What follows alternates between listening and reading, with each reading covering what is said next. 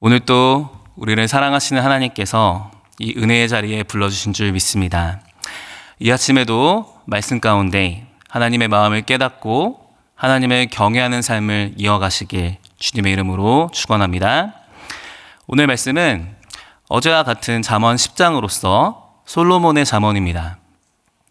어제부터 잠언 10장을 함께 묵상하게 되었는데요. 이 10장은 잠언의 본론이 시작되는 장입니다. 이 본론은 개별 잠언들로 구성되어 있어서 앞뒤 구절이 직접적으로 연결되어 있지 않습니다. 그렇다 보니 한 절 한 절은 명확히 이해가 가는데 단락을 나누기가 어렵고 앞뒤 구절이 전혀 다른 내용이 나온다 싶을 때가 있는데요. 그것이 본론의 특성입니다. 한 절 한 절이 개별 잠언입니다. 이 잠언의 본론 부분인 10장에서 29장은 언어생활, 이웃과의 관계, 가족과의 관계, 배우자와의 관계, 재물 사용 등 다양한 주제들에 대한 가르침을 전해줍니다. 또한 지혜를 적용하는 내용을 담고 있어서 상대적으로 서론보다는 구체적인 답을 주고 있습니다. 이 개별 잠언, 지혜의 적용이라는 본론의 특성을 기억하시면서 오늘 본문을 함께 살펴보시겠습니다. 오늘 본문은 10장 18절에서 32절입니다. 어제와 마찬가지로 계속 대조되는 내용들을 반복적으로 보여줍니다. 이 계속 대조되는 삶들을 보여주는 의도가 이런 삶도 있고 저런 삶도 있으니 취향에 따라서 선택하세요 라는 의미일까요? 아닙니다. 사랑을 담아서 그 둘 중에 의인의 삶을 살라고 권면하는 것입니다. 그리고 반대되는 삶을 보여주면서 제발 그렇게 살지 말라고, 그러면 안 된다고 경고해 주는 것입니다.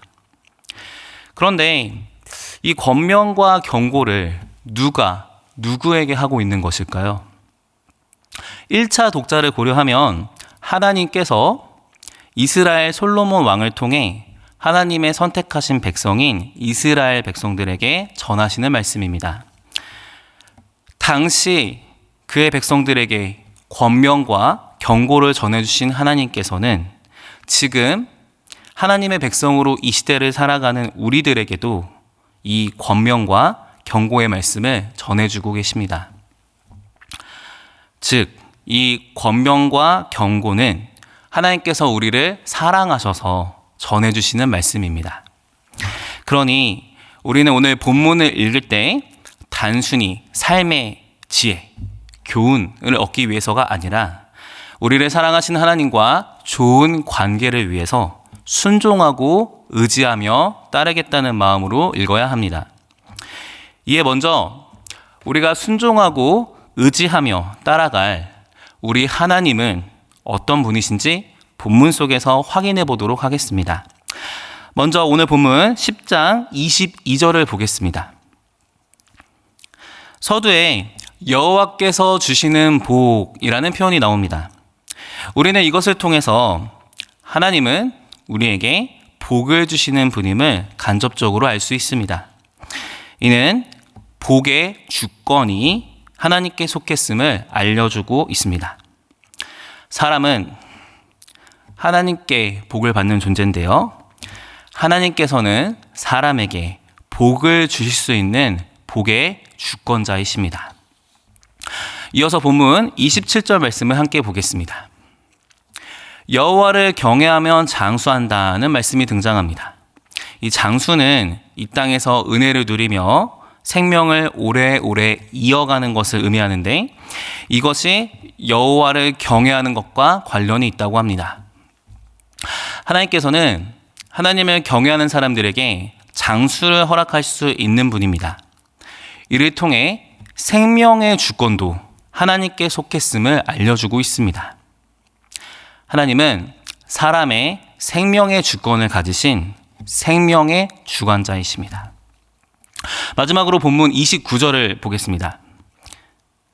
여호와의 도가 정직한 자에게는 산성이라는 말씀이 나옵니다. 여호와의 원어는 데레크 아돈나이라고 하고 직역하면 주님의 길인데요. 본문에서 의미하는 길은 하나님께서 안내하시는 삶의 방식입니다. 어떻게 삶을 살아가야 하는지를 알려주는 기준이라고 할 수 있습니다. 사람들은 각자 자기의 소견, 자기의 기준대로 삶을 살려고 하지만 29절은 분명히 여호와의 도가 있다는 것을 알려주고 있습니다. 사람들이 삶을 살면서 따라야 하는 하나님의 기준이 있다는 것입니다. 하나님은 사람의 인생의 기준을 정하시는 기준의 주권자이십니다. 자, 그렇다면 이렇게 본문 속에서 간접적으로 드러나는 하나님은 어떤 분이십니까? 복의 주권자, 생명의 주권자, 기준의 주권자이십니다. 우리를 사랑하셔서 말씀해 주시는 하나님께서는 복의 주권자로서 우리가 순종하며 복받기를 원하십니다. 생명의 주권자로서 우리가 은혜를 누리며 삶을 이어가길 원하십니다. 기준의 주권자로서 우리가 가야 할 길을 가며 평안하길 원하십니다. 하나님께서 이런 분이심을 기억하시며 오늘 말씀을 구체적으로 살펴보겠습니다. 먼저 18절에서 21절까지 나오는 개별 잠언은 말에 대한 교훈입니다. 먼저 18절을 보면 미움을 감추는 자는 거짓된 입술을 가진 자요 중상하는 자는 미련한 자니라 라고 나옵니다. 먼저 미움을 감추는 사람을 정확히 이해해야 거짓된 입술을 가졌다는 말이 이해가 갑니다. 여기서 미움을 감춘다는 것은 계속 미워하는 마음을 품고 있는데 미워하는 대상 앞에서는 겉으로 드러내지 않는 것입니다. 사회생활 하려면 필요한 것이 아닌가라는 생각이 들 수 있는데요. 성경은 분명히 거짓이라고 합니다. 왜 그런 것일까요? 왜냐하면 그 미움은 당장 그 미운 사람 앞에서는 안 드러나도 필연적으로 다른 곳에서는 드러나기 때문입니다. 친한 친구나 내 편이라 생각하는 사람들 앞에 가선요, 그 미워하는 마음을 얼마든지 드러내기 때문입니다. 그럼 그런 모습이 하나님 보시기엔 어떨까요? 조금 전에 미운 사람 앞에 가서는 분명히 미움이 없고 오히려 웃기까지 했던 이가 이제 다른 사람 앞에 가서 그 미움을 드러낼 때 이것은 진실이 아니죠. 그래서 미움을 감추는 사람은 결국 거짓된 입술을 가진 자가 됩니다. 그러면 미움 감정을 다 드러내야 하는 것일까요? 아닙니다. 미움은 감추는 것도 아니고 드러내는 것도 아닙니다. 없애야 하는 것입니다. 그럼 그 미움을 어떻게 없앨 수 있을까요? 우리 스스로의 힘으로는 용서하기 힘들 때가 있기 때문에 우리의 복, 생명, 기준의 주관자이신 하나님께 나아가야 됩니다. 십자가에서 미움을 해결하신 예수 그리스도께서 미운 짓만 골라서 하는 나를 얼마나 사랑하셨는지, 그래서 피해를 입으시고 억울함을 당하시고 수치를 겪으시고 화가 날 만한 시간과 사건들을 경험하셨다는 것, 나를 위해서 그렇게 하신 예수의 사랑을 묵상할 때 우리도 모르게 그 미움은 사라질 수 있습니다. 그리고 그런 예수님께 나의 상황을 아뢰고 그 사람에 대해서 아뢰고 하나님께서 그 상황 속에서 역사하시기를 구해야 합니다. 미움을 감추면 거짓된 입술을 가진 자가 됩니다. 사랑하신 예수님을 묵상하시며 미움을 없애는 은혜가 있기를 축원합니다. 감추어서 문제되는 것도 있지만 드러내서 문제되는 것도 있습니다. 오늘 본문의 중상이 그 이야기를 전해주고 있는데요. 이 중상은 원어로 볼 때 드러내다는 의미를 담고 있습니다. 즉 자신의 유익을 위해서 타인의 약점을 들추고 알리는 것을 의미합니다.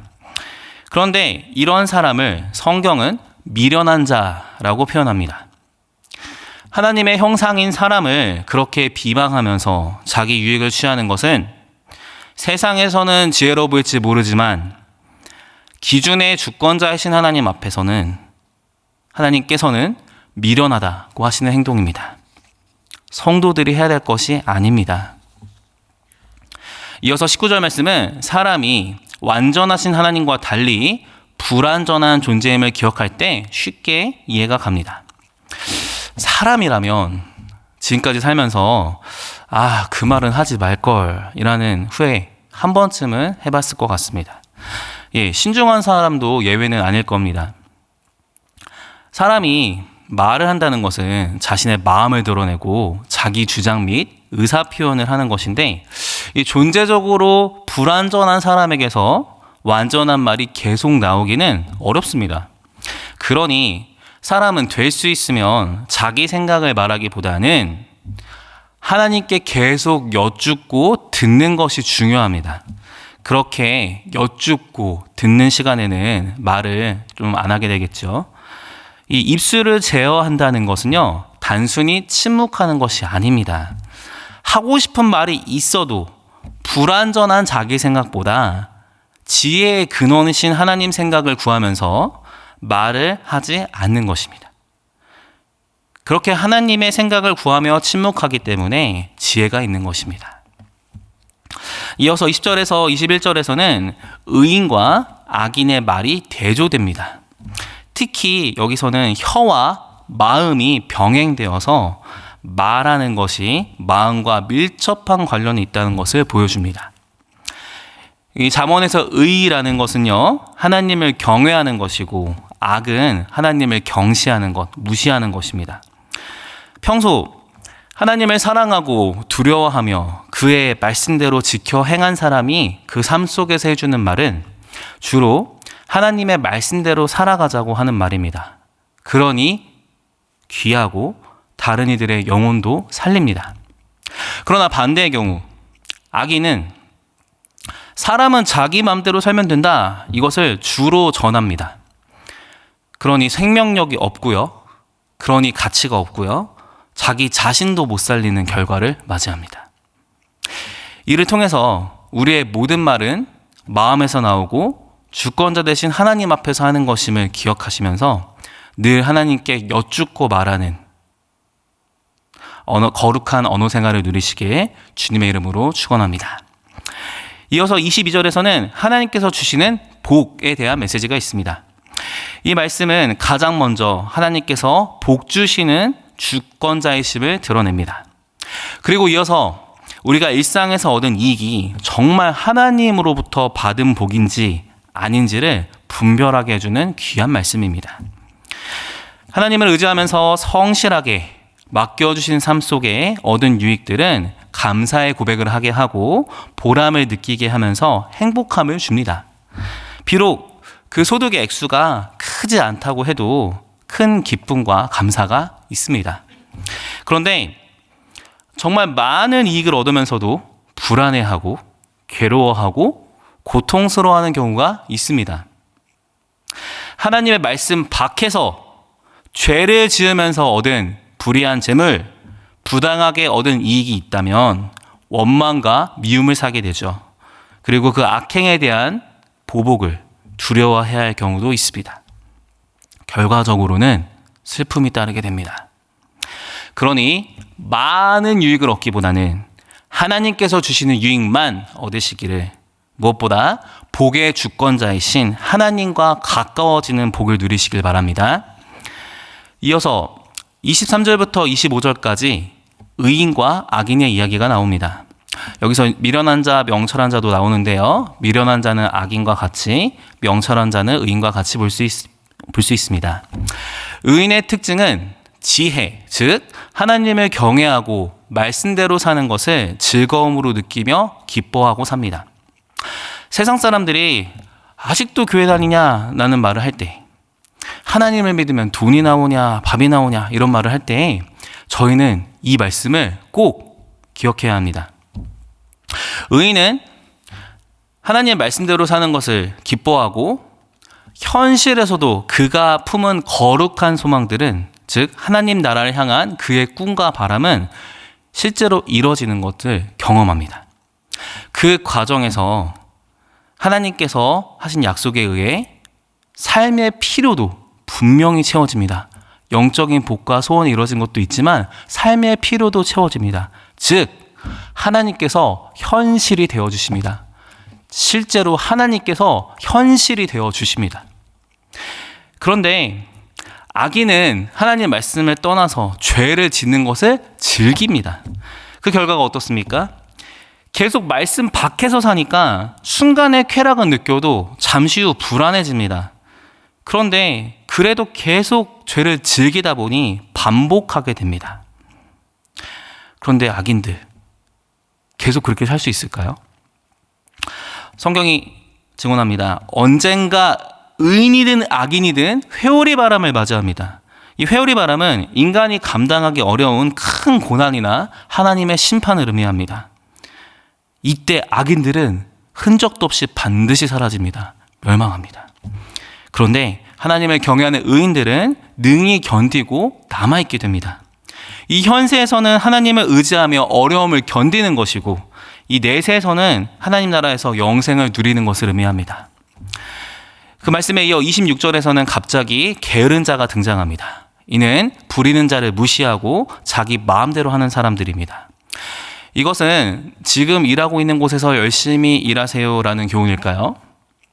물론 우리는 성실히 주님을 기억하며 성실하게 주어진 삶을 감당해야 할 하나님의 사람들입니다. 그런데 이 게으른 자의 이야기가 나오는 타이밍이 하나님을 경외하는 의인, 무시하는 악인이 나온 것을 볼 때 단순히 일터에서 성실하게 일하시라는 메시지 이상의 의미가 있습니다. 먼저 부리는 자는 원어로 볼 때 보내다라는 의미가 있습니다. 즉 어떤 목적이 있어서 게으른 자를 보낸 주인이라는 뜻입니다. 즉 주인은 사명을 주고 특정한 일을 위해서 보낸 것입니다. 그런데 이 게으른 자는 사명을 감당하지 않는 사람들입니다. 왜 그럴까요?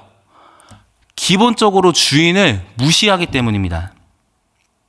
복의 주권자, 생명의 주권자, 기준의 주권자 하나님 앞에서 게으른 사람은 누구일까요?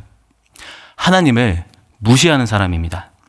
하나님을 경외하는 것에 게으르고 자기 맘대로 살면서 행악을 낙으로 삼고 죄를 지으며 쾌락을 이어가는 사람들입니다. 하나님께서 각 사람을 이 땅에 보내실 때는 하나님을 믿고 경외하면서 하나님 나라를 이뤄가라고 보내신 것인데 이 게으른 자들은 그런 귀한 사명에는 전혀 관심이 없습니다. 하나님을 무시하고 사명을 버리고 자기 맘대로 자기 유익만을 위해 사는 삶은 보내신 하나님을 불쾌하게 한다는 것을 기억하시기 바랍니다. 이어서 27절에서 30절까지는 우리에게 악인과 의인의 끝을 보여줍니다. 믿음이 연약해지고 흔들리는 순간이 오면 흔히 하나님 믿고 사는 사람은 손해를 보는 것 같고 하나님 없이 마음대로 사는 사람은 멋지게 사는 것 같다는 생각을 하며 여러 가지 유혹을 받을 수도 있는데요. 오늘은 말씀을 통해 분명히 기억하시기 바랍니다. 하나님을 경외하는 의인과 하나님을 무시하는 악인의 끝은 다릅니다. 먼저 장수에 대한 개념을 정확히 이해해야 하는데요.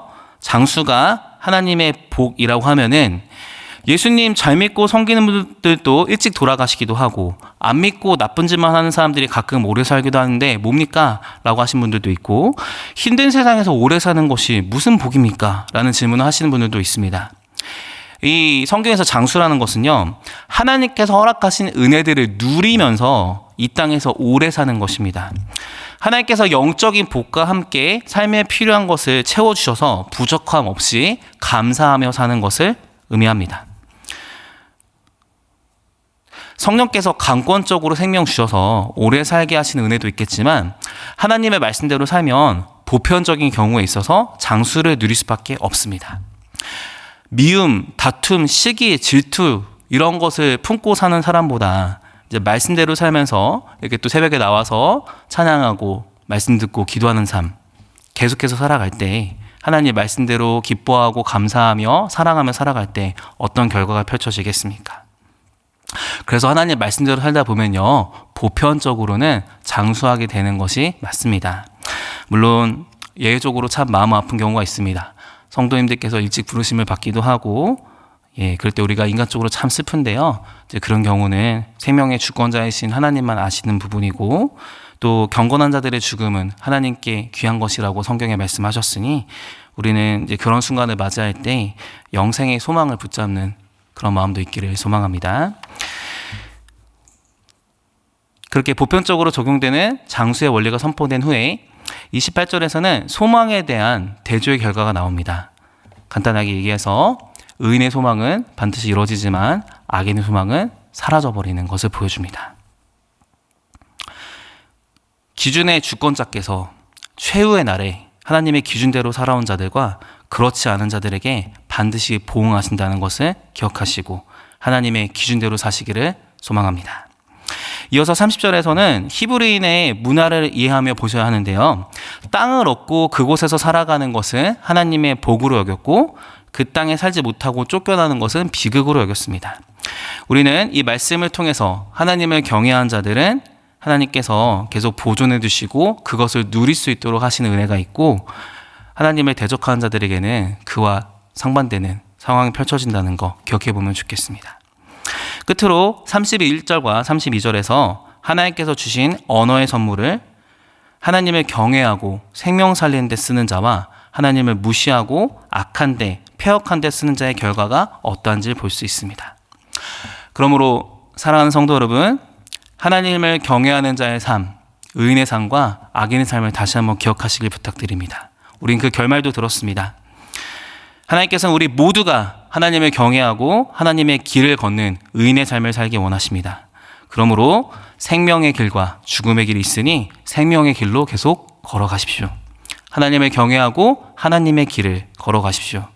미움을 용서로 제거하고 말하기에 앞서 하나님께 끊임없이 여쭤보며 다른 일을 하나님의 말씀대로 살도록 인도하는 삶.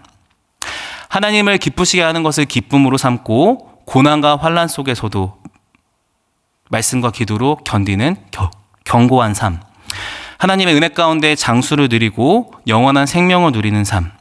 복의 주권자, 생명의 주권자, 기준의 주권자의 신 하나님을 경외하는 의인의 삶을 살아가시기를 주님의 이름으로 축원합니다. 우리 시간 함께 기도하겠습니다. 말씀 기억하시면서 복의 주권자를 믿고 하나님의 복만 사모하게 하소서. 생명의 주권자를 믿고 영생의 소망을 품고 살게 하소서. 기준의 주권자를 믿고 하나님의 기준으로 살게 하소서. 또 가지고 나오신 기도 제목으로 기도하시다가 일어나시겠습니다. 같이 기도하겠습니다. 하나님 아버지 감사합니다. 주님 말씀 가운데 기억해 봅니다.